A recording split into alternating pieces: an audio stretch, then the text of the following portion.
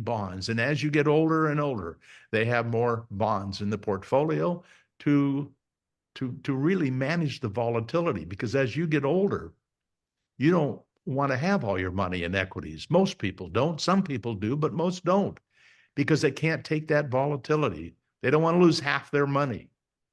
At 80, my wife and I are half in stocks and half in bonds because we want the growth, but we're aggressive chickens because we want to have something that cools the volatility down.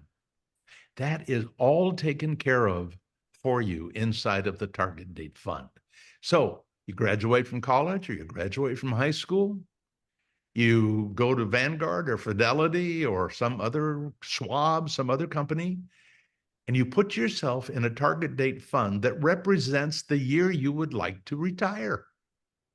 And they manage it for you as best they know how from 21 to 91.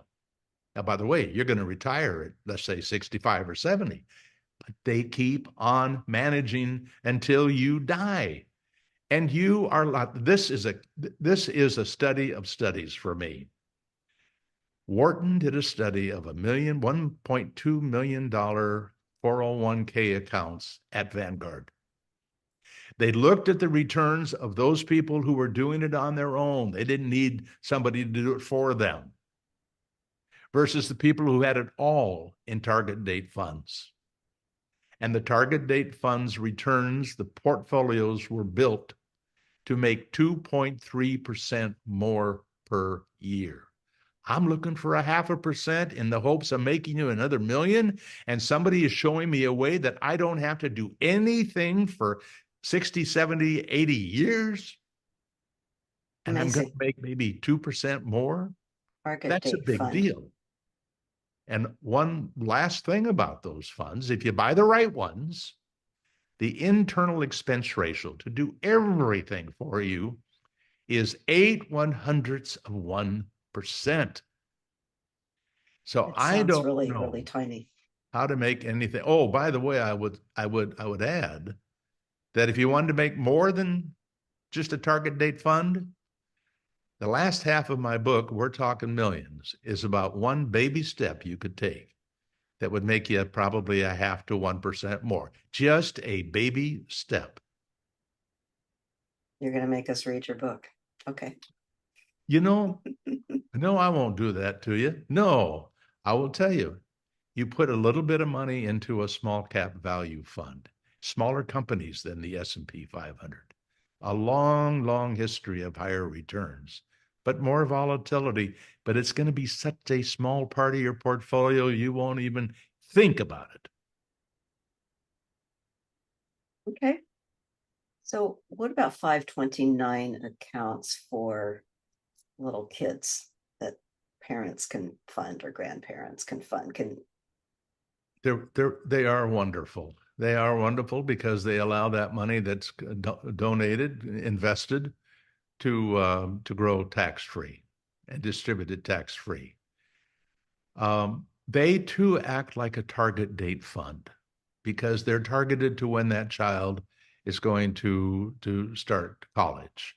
And so I think that's a great investment. Now, I happen to be, because you're talking now about grandkids or kids for a second. One of the things I don't want to overlook is the implication of putting a few dollars away for a child or a grandchild.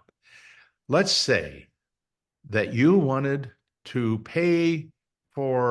create the income for 1 year of retirement at age 70. This was going to be the present from grandma and grandpa. What I would suggest that you do, you put $365, obviously $1 a day for a year. You put that into a small cap value fund, and they don't have an IRA yet, but you're going to put it there with the possibility that it will grow and grow, do whatever it's going to do. Don't have to add any money. And when that child has some earned income, you can take whatever that $350 has grown to, and you put it into the Roth IRA. Now, this 365 and whatever it's grown to is under a tax sheltered account forever unless they change the tax code. And if that asset class, that index, does worse than it did the last, I mean, it's like 13 point something percent since 1928. If it could get 12%, that one $365 at age 70, they would have $1 million for a year. Wow. Now, if you really thought that was possible, and you could find another 365 the next year, you do another one for when they're 71. I mean, there are little steps you can take. And by the way, what a wonderful lesson. My wife and I gave money to our granddaughter, and the purpose of the money is to fund a 401k or a Roth IRA. And we put half the money in the S&P 500 and half the money in small cap value. And we think it'll have a huge impact. The problem we all have as parents and grandparents is how to do it so you keep their hands off the money. That is the difficult part about investing for everyone, not just our grandchildren. And it's so delightful talking to you and Thank you. just thinking about you being 80 years old. And you said you don't have that many years left. I hope you're wrong. But what do you feel most passionate about other than financial literacy? Like what's important Well, to you in your personal life? that's a challenge. Now, I know the right answer that people would want to give. I love my family. I love having great friends. I actually personally don't need much money, but it oftentimes is the fact that others around us do. So I don't, money just not is not a focus of my personal life.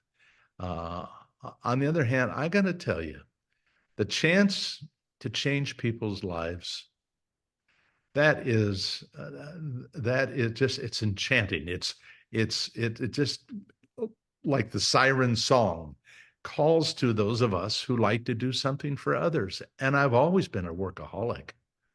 So the fact that I get up at 3 or 4 in the morning now is no different than what it was like before, because I'm doing something that I truly love to do. And my family is very supportive of this.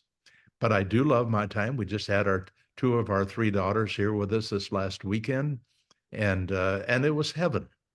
Uh, on the other hand, they don't get me up at 3 o'clock in the morning, and the work does.